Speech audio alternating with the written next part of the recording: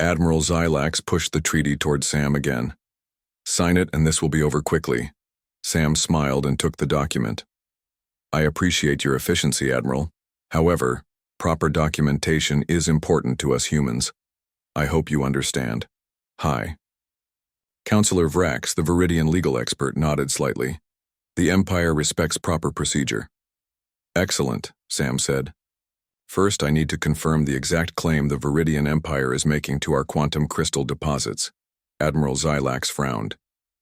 "The claim is clear. All spacefaring civilizations know that quantum crystal falls under Viridian control by galactic tradition." Sam's young assistant, Ben Martinez, sat quietly in the corner, recording every word. Sam had instructed him to miss nothing. "Tradition is a wonderful thing," Sam said, "but I need to confirm the legal basis. Are you claiming these crystals under the Resource Allocation Act of the Galactic Charter?" High Counselor Vrax looked slightly surprised at Sam's knowledge of galactic law. "Yes, among other established precedents." Sam nodded and made notes on his tablet. "And would you say that the Viridian Empire's claim is based on your discovery and naming of quantum crystal some 8,000 years ago?" "Of course," Admiral Xylax said with pride. "The Viridian Science Academy discovered and named the crystal. We have been its stewards since before your kind invented the wheel." Sam nodded respectfully. "Just to be thorough, could you confirm that the Empire believes these rights extend to all such crystal deposits, regardless of where they are found?" "Yes," said High Counselor Vrax. "The precedent is well established. The Viridian Empire maintains control over all quantum crystal resources throughout the galaxy. This is not negotiable." Behind them, Earth's President Paul Davis and General Kate Hudson watched with confused expressions. They didn't understand why Sam was asking questions about things everyone already knew. Sam continued, "I have just a few more questions about the specific properties of quantum crystal that make it unique and subject to your claim." For the next 3 hours, Sam led the Viridians through detailed questions about the crystal's properties, its legal status, and the history of Viridian claims. Each time, he got them to state their position clearly, while Ben recorded everything. Admiral Xylax grew increasingly impatient. "Enough of these questions. We have established our right to the crystal. Sign the treaty or face the consequences." Sam checked the time. "I apologize for the delay. These matters require precision. Let's continue tomorrow morning." "Tomorrow?" Admiral Xylax stood up, his tall frame looming over the table. "You were given 24 hours, half of that time is already gone." "And we're using that time to ensure everything is properly documented," Sam replied calmly. "Unless the mighty Viridian Empire is afraid of a few questions from a primitive species." The Admiral's face darkened, but High Counselor Vrax placed a hand on his arm. "The human is correct. We agreed to give them time to review and document. Rushing them would violate diplomatic protocol." The Viridians left, and immediately President Davis confronted Sam. "What are you doing? You're antagonizing them with pointless questions." "Not pointless," Sam said. "I needed them to clearly state their position on several key issues. Every word they said is now on record." General Hudson shook her head. "Record or not, we can't fight their warships." "Maybe we won't have to," Sam replied. "I just need more time for Lisa to finish her research." That evening, Lisa worked in a secure room deep beneath the United Nations building. She was surrounded by ancient legal texts and historical records from the Galactic Archives. Her eyes were red from lack of sleep, but she kept working. Sam entered with coffee and sandwiches. "Any progress?" Lisa nodded excitedly. "I've confirmed everything. The Compact of Harian from 4,000 years ago includes a provision that any species who independently discovers and names a resource before joining the galactic community retains sovereign rights to that resource." And Ben confirmed the Viridians used the same compact against the Trellix Federation 43 years ago, Sam said. "But we still need proof that we discovered the crystal independently." Lisa pointed to a file on her screen. "I found records from Dr. Alan Wright's team. They discovered the crystal formation under the Pacific Ocean 50 years ago, before our first contact with any alien species. They called it phase shift crystal, because of its unusual properties. Sam studied the records. Will this be enough? I'm not sure, Lisa admitted. The Viridians might argue that it's not the same crystal. Then we need Dr. Wright, Sam decided. Where is he now? Teaching at Stanford University. I already sent for him. He should arrive by morning. The next day, the negotiation room was tense. Admiral Xilax and his delegation sat stiffly as Sam entered with Dr. Alan Wright, an older man with gray hair and bright, intelligent eyes. Before we proceed with signing, Sam said, I'd like to introduce Dr. Alan Wright, who has some relevant information about what we humans call phase shift crystal. High Counselor Vrax looked confused. We are here to discuss quantum crystal, not whatever material you mentioned. Dr. Wright placed a small device on the table. It projected images of crystal formations. These are scans of what we discovered 50 years ago, before humanity had contact with any alien civilization. He pressed a button, and the device showed detailed molecular structures. As you can see, the atomic pattern is identical to what you call quantum crystal. Admiral Xilax waved his hand dismissively. This proves nothing. You may have found the crystal, but you clearly did not understand its significance. Actually, Dr. Wright said, we recognized its unique properties right away. He showed research papers from decades ago. We determined it could potentially bend spacetime and theorized its applications for faster-than-light travel, though we lack the technology to utilize it fully. High Counselor Vrax studied the papers carefully. This is unexpected, but it does not change the Empire's claim. Sam smiled. Actually, it does. According to the Compact of Harian, Section 12, Paragraph 7, any species who independently discovers and names a resource before joining the galactic community retains sovereign rights to that resource. The room fell silent. Admiral Xilax looked to High Counselor Vrax, who seemed suddenly uncomfortable. The Compact of Harian is an obscure, ancient agreement, Vrax said finally. It has little standing in modern galactic law. Sam's smile widened. That's interesting. Because 43 years ago, the Viridian Empire cited that exact same compact in your dispute with the Trellix Federation over mining rights in the Kavarian asteroid belt. Ben stepped forward and played a recording of a Viridian official forcefully, arguing for the validity of the Compact of Harian in a Galactic Council meeting from decades ago. You invoked this law when it benefited you, Sam said. You can't now claim it has no standing. Admiral Xilax's face flushed dark blue with anger. This is outrageous. You dare to use our own laws against us? Not against you, Sam corrected. We're simply following the legal precedent your empire established. The Admiral stood abruptly. This meeting is over. I must consult with my superiors. After the Viridians left, President Davis looked at Sam with a mixture of hope and disbelief. Did we just win? Not yet, Sam said. They'll try to find a way around this. We need to prepare for their response. General Hudson looked out the window at the warships still hovering above the city. They could still attack, law or no law. They could, Sam agreed, but that would cost them more than they realize. Late that night, Ben rushed into Sam's office. They've requested an emergency meeting, and they've called for someone named the Grand Executor to join via communication link. Sam and Lisa exchanged glances. The Grand Executor is their supreme legal authority, Lisa explained. They're taking this seriously. Good, Sam said. That means we have them worried. Sam Collins stared out the window of his office at the massive warships that filled Earth's sky. 200 Viridian Empire vessels, each one bigger than the largest human spaceship.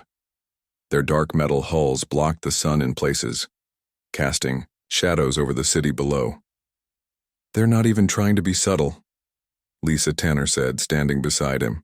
Her usually calm face showed worry lines today. Sam nodded.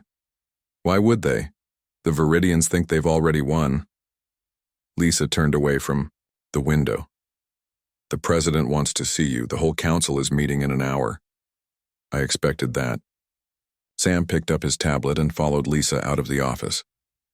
Earth had only been part of the galactic community for 27 years. To the Viridian Empire, which had ruled most of the known galaxy for thousands of years, humans were newcomers. Babies, who had just learned to walk among the stars. The problem started 3 months ago when Earth scientists found a huge deposit of quantum crystal beneath the Pacific Ocean. This rare material made faster than light travel possible. The Viridian Empire controlled most of the galaxy's supply. They didn't like the idea of Earth having its own source. Sam and Lisa walked into the emergency meeting room. President Paul Davis and 20 other world leaders sat around a large table. Their faces showed fear and anger. The Viridian ambassador just delivered their terms, President Davis said as Sam took his seat. We have 72 hours to surrender all rights to the quantum crystal deposits. If we refuse, they will take them by force. General Kate Hudson, commander of Earth's Defense Forces, spoke next. We have 47 combat-ready ships. They have 200 that we can see, and each one is more advanced than anything we have. This isn't a fight we can win. The room filled with voices, everyone talking at once. Some wanted to surrender, others wanted to fight despite the odds. A few suggested asking other alien races for help. President Davis raised his hand for quiet. Even if other civilizations wanted to help us, none could get here in time. The Viridians made sure of that. Sam had been quiet, thinking. Now he raised his hand. I'd like to handle the negotiations. Several people laughed. One said, There are no negotiations, this is a surrender. Even a surrender needs terms, Sam said. Let me talk to them. I might find something we can use. President Davis looked doubtful. Collins, I know you're good at your job, but the Viridians are not here to compromise. They want our crystals. They have the power to take them. I understand, Sam said, but what do we lose by letting me try? After some debate, the president agreed. You have until tomorrow to come up with something. The Viridian delegation lands at 9 a.m. Later that night, Sam and Lisa sat in his apartment surrounded by data screens. Lisa had spent hours searching through thousands of years of galactic laws and treaties. This is hopeless, she said, rubbing her tired eyes. The Viridians have been making and breaking laws for longer than humans have had written language. Keep looking, Sam said. The older the law, the better. The Viridians are proud. They like to remind everyone they created the galactic legal system. That pride might be our only chance. Lisa nodded and went back to her search. Sam turned to his assistant, Ben Martinez, who was preparing notes for tomorrow's meeting. Ben, I need you to find something specific, Sam said. Look for any case where the Viridians enforced an old law to their advantage. Something from the last century. Ben nodded and got to work. The next morning, Admiral Xylax of the Viridian Empire arrived with his delegation. He was tall and thin, with blue-gray skin and eyes that seemed to look through humans rather than at them. The meeting took place in the United Nations building in New York. The Viridians sat on one side of a long table, humans on the other. Sam noticed that the Viridians had brought their legal expert, High Counselor Vrax, even though they claimed this was just a surrender meeting. Admiral Xylax spoke first. We have prepared the Treaty of Surrender for Earth to sign. Once signed, all quantum crystal deposits on this planet become property of the Viridian Empire. You will be allowed to continue your other activities without interference. He pushed a document across the table. No one touched it. Sam smiled politely. Admiral, thank you for coming in person. Before we proceed, we would like to review the terms carefully and ensure everything is properly documented. Admiral Xylax frowned. There is nothing to review. These are standard terms of resource acquisition. Of course, Sam said, but as you know, Earth has its own legal requirements. We need time to properly record the transfer according to both our laws and galactic standards. High Counselor Vrax whispered something to the Admiral, who looked annoyed but nodded. You have 24 hours to review the document, he said, not a minute more. After the Viridians left, General Hudson confronted Sam. What are you doing? We can't delay this, you're just making them angry. I'm buying time, Sam said. Lisa found something last night and I need Ben to confirm it. What did you find? President Davis asked. Sam shook his head. Not yet. If I'm wrong, it will only make things worse, but if I'm right. He didn't finish the sentence. That night, while most of Earth's population watched the Viridian ships through telescopes or on video feeds, Lisa burst into Sam's apartment. I found it, she said, excited despite having been awake for nearly 40 hours. In the Galactic Archives, a subsection of the Compact of Harion, written 4,000 years ago but never officially repealed. Sam took the data tablet from her hands and read quickly. A smile spread across his face. And Ben just confirmed the Viridians used this same compact 43 years ago against the Trellix Federation. He looked up at Lisa. We have them. Will it work? Lisa asked. It has to, Sam said, because if it doesn't, this will be humanity's last day as a free species. The next morning, Sam walked into the negotiation room carrying only a small data tablet. The Viridian delegation waited impatiently. Admiral Xylax's expression made it clear he expected a quick signature and nothing more. Sam sat down and smiled politely. We're ready to begin. 2 hours before the deadline, Earth's defense forces moved into position. Commander Joe Warren's voice crackled over the communication system in the crisis center. All ships in defensive formation, but it won't matter if they attack with full force. General Kate Hudson studied the tactical display. The 47 human ships looked tiny compared to the 200 massive Viridian warships surrounding Earth. Hold positions, she ordered. Do not fire first under any circumstances. President Paul Davis paced nervously. Sam, if you have any more tricks, now would be the time. Sam nodded to Maya Reynolds, who sat at the communications console. Begin the broadcast. Maya's fingers flew over the controls. Broadcasting to all major communication hubs in the galactic community. Sam picked up a microphone. His voice would now reach not just Earth, but hundreds of worlds across the galaxy. This is Sam Collins, diplomatic representative of Earth. We are currently facing a crisis that affects not just our world, but potentially all civilizations governed by galactic law.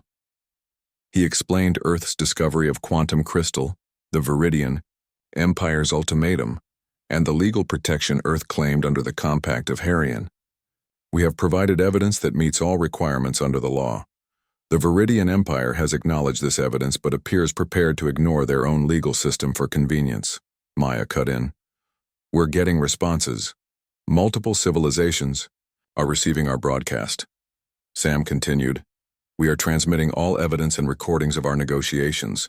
We ask the galactic community to witness what happens here today, and to consider what it means if laws are only followed when convenient. On the main screen, they could see the Viridian fleet moving closer. 1 hour until the deadline. Incoming. Transmission from the Viridian flagship, Maya reported. Admiral Xylax's angry face appeared on screen. What have you done? We've invited witnesses, Sam replied calmly. Is there something about your actions you didn't want others to see? This is an internal matter between Earth and the Empire. No, Sam corrected.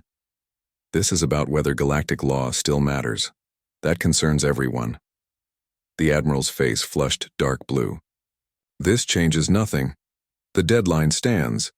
The screen went dark. More responses coming in, Maya said. The Procyon Federation, the Altair Collective, the Centauri Alliance, they're all watching now. Lisa handed Sam a data tablet. Messages of support from 17 civilizations so far.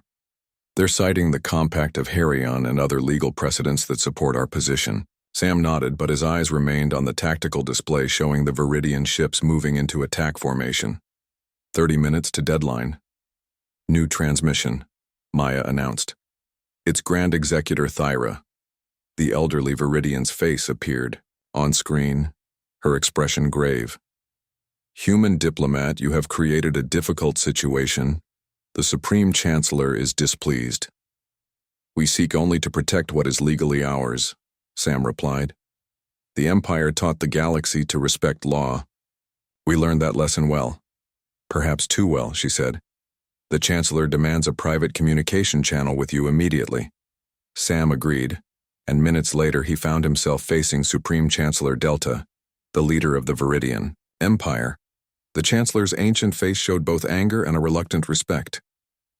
You have maneuvered us into an uncomfortable position, human, the Chancellor said without greeting.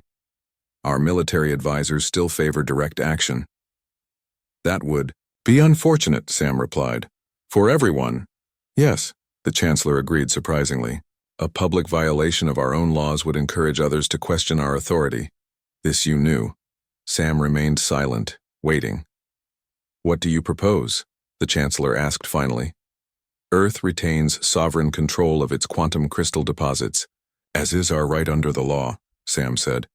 We are willing to establish fair trade agreements for the crystal, benefiting both our worlds. The Chancellor considered this. And if we refuse? Then we defend ourselves as best we can, Sam answered honestly. And the galaxy watches as the Viridian Empire destroys its own legal foundation for a short-term gain. 15 minutes to deadline. DR. Chancellor studied Sam for a long moment. You would sacrifice your world to make a point? To defend a principle, Sam corrected. The same principle your empire has championed for millennia. That law matters more than power. The silence stretched between them. 10 minutes to deadline. Very well, the Chancellor said at last. The Empire will respect Earth's claim under the Compact of Harian, but we expect favorable terms for trade agreements. Of course, Sam agreed, relief washing through him. Earth values peaceful relations with the Viridian Empire. The Chancellor ended the transmission without another word. 5 minutes to deadline. They're withdrawing, General Hudson announced with disbelief as the tactical display showed Viridian ships pulling back from attack positions. President Davis clasped Sam's shoulder. You did it. You actually did it. Sam shook his head. We all did it. And it's not over yet. As if proving his point, Admiral Xylax requested an immediate meeting in the negotiation room. His face was dark with barely controlled rage as Sam entered. The Supreme Chancellor has ordered me to withdraw. Our fleet, he said. But this is not over, human. I hope not, Sam replied. I hope it's the beginning of a better relationship between our peoples. Admiral Xylax laughed bitterly. You think you've won some great victory? The Empire does not forget or forgive. Humiliation. No humiliation was intended, Sam said. We simply asserted our legal rights.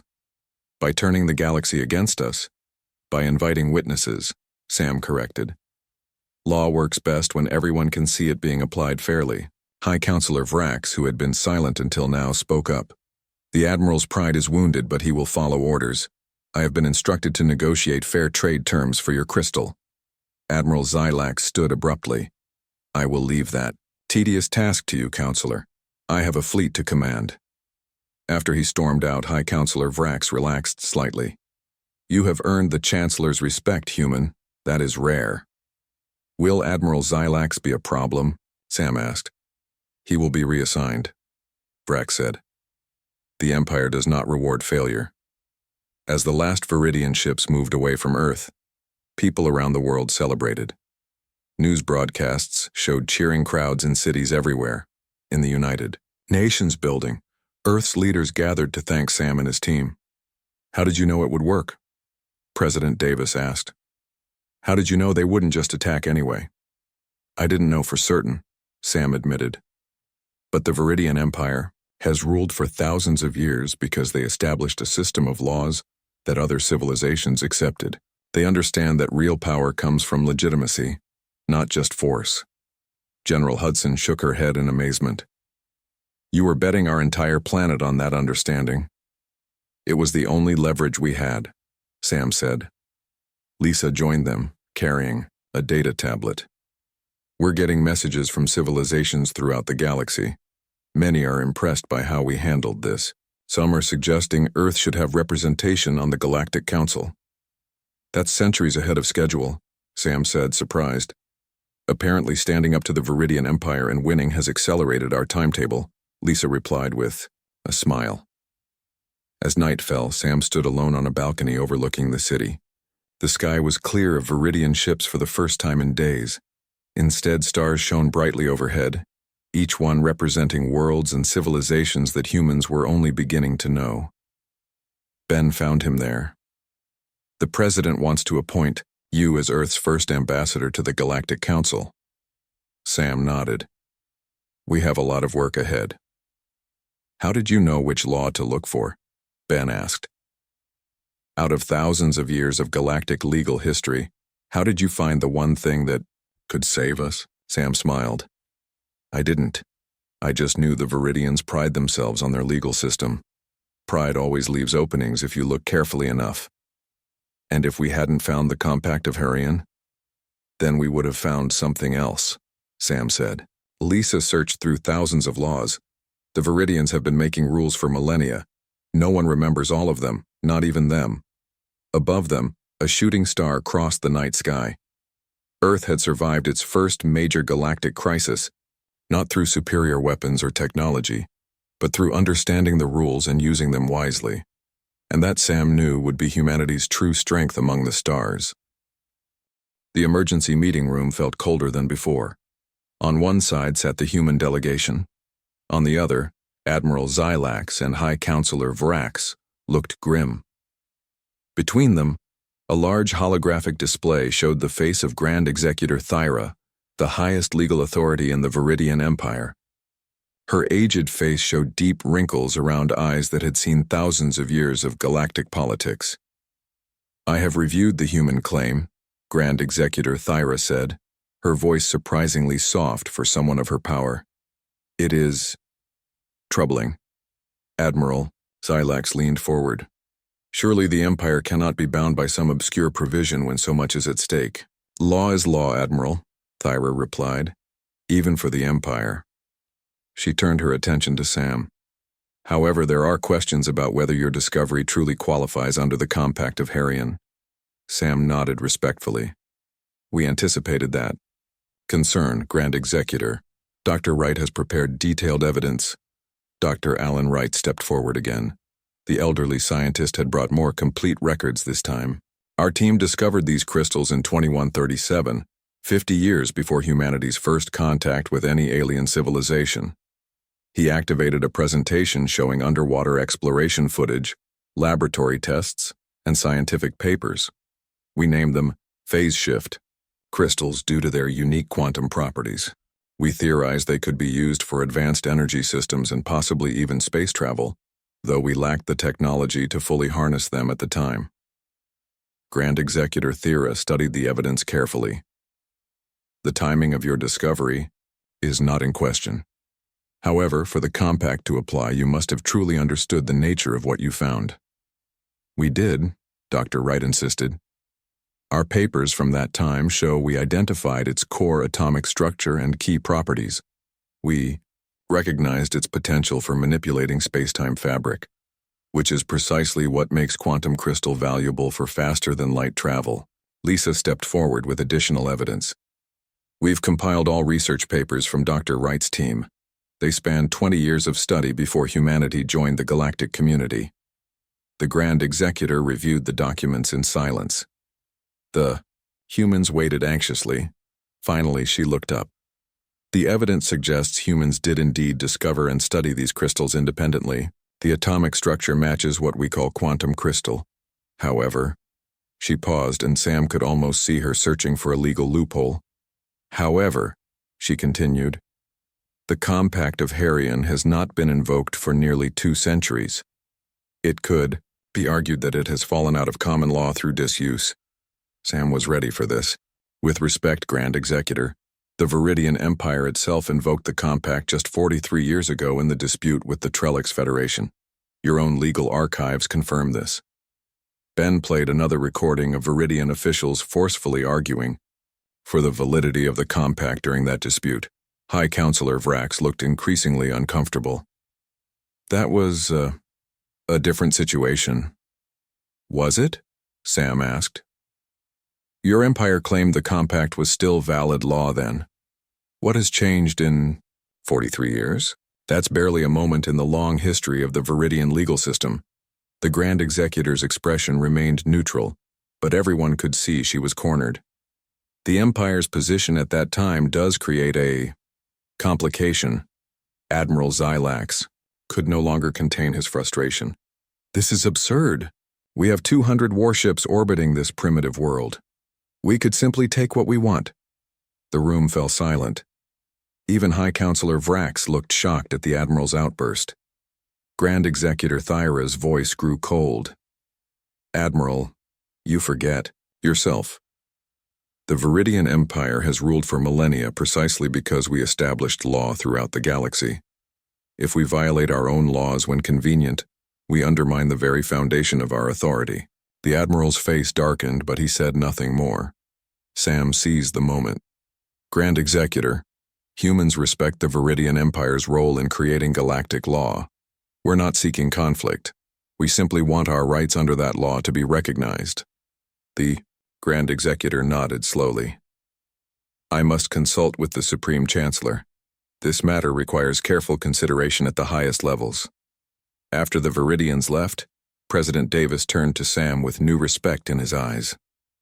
You found a way to fight back without weapons. The law is a weapon, Sam replied. Sometimes the most powerful one. General Hudson still looked worried. What if they decide to ignore the law and attack anyway? Our defense forces can't stop them. That's why we need insurance, Sam said. He turned to Lisa. Contact Maya, it's time for Phase 2. Maya Reynolds worked in Earth's communications center. She was young but brilliant at her job.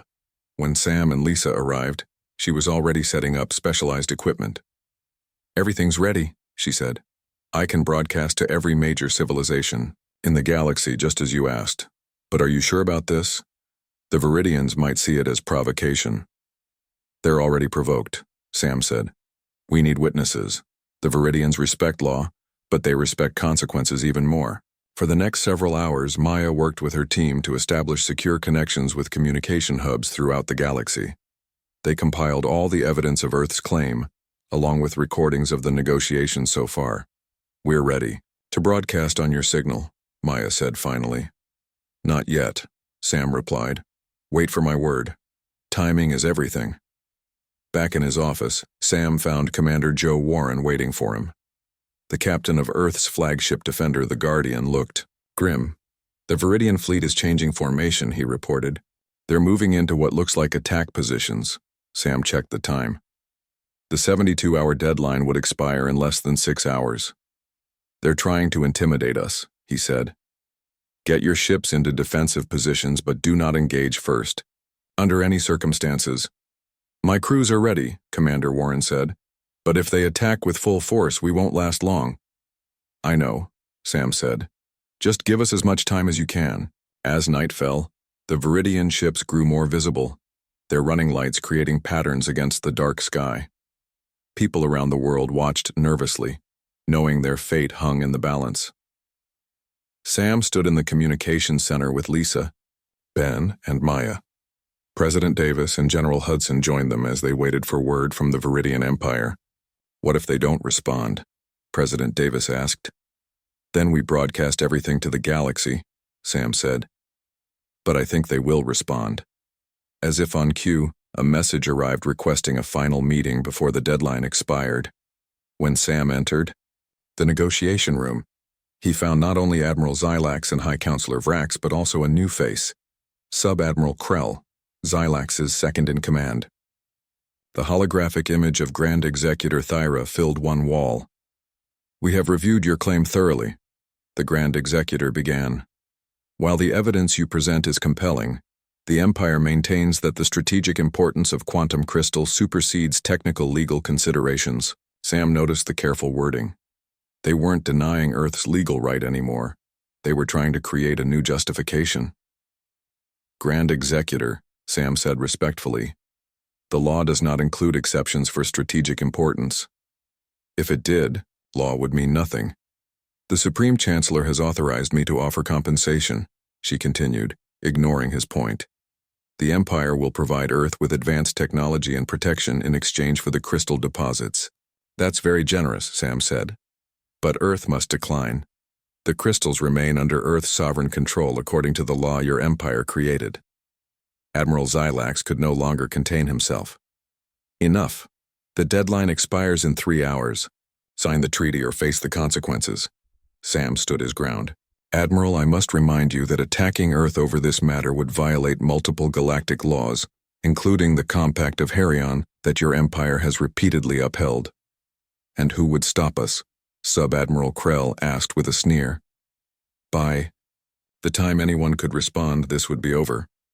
Sam looked at each Viridian face before speaking again. Perhaps, but actions have consequences beyond the immediate moment.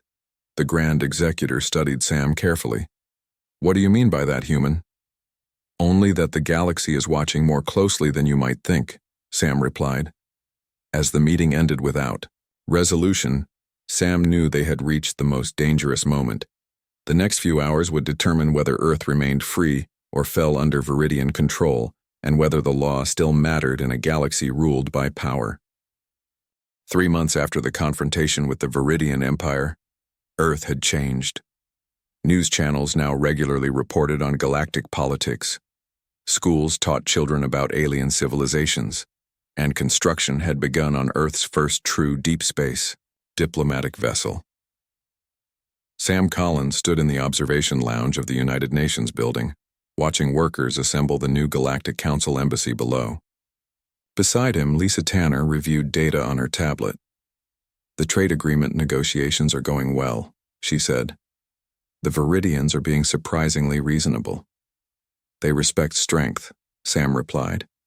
Not military strength. They have plenty of that, but the strength to stand up for principles. Speaking of principles, Lisa said, 17 other civilizations have contacted us about establishing diplomatic relations. Seems we've become popular. Sam smiled. Everyone loves an underdog, Stori, even aliens. Ben Martinez entered the lounge carrying fresh coffee for them both. Ambassador Stone is on his way up. He says the Galactic Council vote is scheduled for next week. Eric Stone had been appointed as Earth's first official representative to the Galactic Council. The former international lawyer had the perfect background for navigating the complex politics of interstellar diplomacy. How are the preparations for your trip? Lisa asked Sam. Before he could answer, Ambassador Stone entered. He was tall and carried himself with the confidence of someone used to high-stakes negotiations. The council has moved up the vote, Stone announced. They're voting tomorrow on Earth's membership status. Tomorrow? Sam was surprised. That's months ahead of schedule. Stone nodded. The Procyon Federation and the Altair Collective have been pushing for it. They were impressed by how we handled the Viridians. And the Viridians? Lisa asked. How? Will they vote? They've been quiet, Stone admitted, but they can't block the vote alone. The next morning, Sam joined Stone on the first official diplomatic shuttle to the Galactic Council station. The massive ring-shaped structure orbited a neutral star at the center of the major civilization's territories. It had existed for thousands of years, built and expanded by successive galactic powers. As they approached, Sam stared out the viewport. It's even more impressive than the images. The station was enormous, with sections built in different architectural styles representing the many civilizations that had contributed to it over millennia. The Viridian section was the largest, dominating nearly a quarter of the ring. Remember, Stone advised as they prepared to board, most of these species have been doing diplomacy since before humans invented writing. Watch more than you speak. Inside, the council chamber took Sam's breath away. A vast circular room with hundreds of delegation areas, each customized for different species' needs. Some had special atmospheric controls, others unique gravity settings. The Earth delegation was assigned a small area near the outer ring, far from the influential center where the Viridians and other major powers sat. As the session began, representatives from over 200 civilizations settled into their places. Many glanced curiously at the humans. The council speaker, a tall being with iridescent skin, called the session to order. The first matter today is the application of Earth for provisional membership status. Normally, new species waited centuries. After joining the galactic community before receiving even provisional membership, Earth's application, just 27 years after first contact, was unprecedented. We will hear statements for and against, the speaker announced. The representative from the Procyon Federation spoke first. Earth has demonstrated a deep respect for galactic law and an impressive ability to navigate complex diplomatic situations. They have earned consideration for provisional status. Several other civilizations spoke in support. Sam was surprised by how many mentioned Earth's handling of the Viridian crisis as a positive factor. Then Supreme Chancellor Delta of the Viridian Empire rose to speak. The chamber fell silent. The Viridians rarely addressed the full council directly. The Viridian Empire has had direct experience with Earth diplomacy recently, the Chancellor began. Some quiet laughter rippled through the chamber. Humans have shown themselves to be resourceful, determined, and clever. The Chancellor paused, and Sam held his breath. With a word, the Viridians could still turn the Council against Earth. They have also shown respect for the foundations of galactic law, even when it would have been easier to surrender to superior force. The Empire respects this approach. Sam could hardly believe what he was hearing. Therefore, the Chancellor continued, the Viridian Empire supports Earth's application for provisional membership with one condition. Here it comes, Sam thought, the price for Viridian support. We request that Earth share its legal expertise with the Council by appointing a human to the Judicial Review Committee. Ambassador Stone looked stunned. The Judicial Review Committee was one of the most prestigious bodies in galactic governance. No new species had ever been offered a position on it. The vote was nearly unanimous. Earth was granted provisional membership, with Sam Collins appointed to the Judicial Review Committee. After the session, Sam found himself approached by Grand Executor Thyra. Up close, her age was even more apparent, her skin bearing the marks of thousands of years of life. You appear surprised by our support, she said. I am, Sam admitted. After what happened, I expected the Empire to oppose us. That would be emotional, not logical, Thyra replied. The Empire has ruled for millennia because we adapt. You humans showed us a weakness in our approach. We learn from such lessons. What weakness? Pride, she said simply. We believed our understanding of our own laws was perfect. You proved otherwise. Such a lesson is valuable. Sam nodded, understanding. The law only works if everyone follows it, even those who write it. Precisely, Thyra agreed. And now you will help ensure that remains true, through your position on the committee. As Thyra departed, Ambassador Stone joined Sam. Interesting conversation. Educational, Sam replied. I think the Viridians actually respect us now. That's good, Stone said. Because there's something you should know. The Viridians weren't the only empire with designs on Earth's crystal deposits. The Orion Directorate has been making inquiries. Sam sighed. So our work isn't done. It's just beginning, Stone corrected. But now we have status, resources, and allies. Back on Earth, the news of the Council vote was met with celebration. President Davis held a special reception at the White House for Sam and the diplomatic team. You've opened the stars to humanity, the president said, raising a glass in toast, centuries ahead of when anyone thought possible. General Hudson, who had once doubted Sam's approach, now raised her glass as well. To fighting with the right weapons. Later, Sam found Lisa and Ben on the balcony, looking up at the night sky. I've been thinking, Lisa said, about what happened with the Viridians. What about it? Sam asked. They're thousands of years ahead of us technologically. They could have taken what they wanted, but they stopped because breaking their own laws would have cost them something more valuable than quantum crystal. Sam nodded. Legitimacy. The right to make and enforce rules depends on following them yourself. Exactly, Lisa said. And now, we're on the committee that reviews those laws, not because we're powerful, but because we understand that principle. Ben looked up at the stars. So what's next? I've been getting messages, Sam said, from representatives of smaller civilizations. They're asking for help dealing with their own disputes with larger powers. They want us to teach them how we stood up to the Viridians, Lisa realized. Yes, Sam confirmed. Apparently, humanity has developed a reputation. For what? Ben asked. Sam smiled. For remembering the laws that others forget. 1 month later, Sam sat in his new office on the Galactic Council station. Through the viewport, he could see Earth as a small blue dot in the distance. On his desk sat a case containing a copy of the Compact of Harion, a gift from Grand Executor Thyra. A message alert chimed. It was from Counselor Nina Scott, who had been appointed to lead Earth's new Interstellar Trade Division. The treaty with the Viridians is signed, her message read. Fair terms on both sides, and we've received requests for similar agreements from 12 other civilizations. As Sam read the message, Lisa entered his office. The Rigelian delegation is here. They're having a dispute with the Arcturus Consortium over mining rights, on a shared moon. Let me guess, Sam said. The consortium is claiming ownership based on who found it first? Lisa smiled. Something like that. Tell them I'll be right there, Sam said, rising from his desk. And bring the legal archives. All of them. I suspect there's a forgotten law that might help. As they walked toward the meeting room, delegates from dozens of species nodded respectfully to the humans. In just a few months, Earth had gone from an isolated planet to a respected voice in galactic affairs.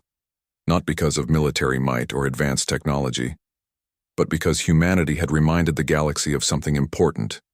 That true civilization begins when power submits to law, and sometimes the greatest weapon is simply remembering what others have forgotten. In the vast chamber of the Galactic Council, Earth's flag now hung alongside those of civilizations that had voyaged among the stars when humans were still living in caves. Different in almost every way imaginable, except for one crucial understanding.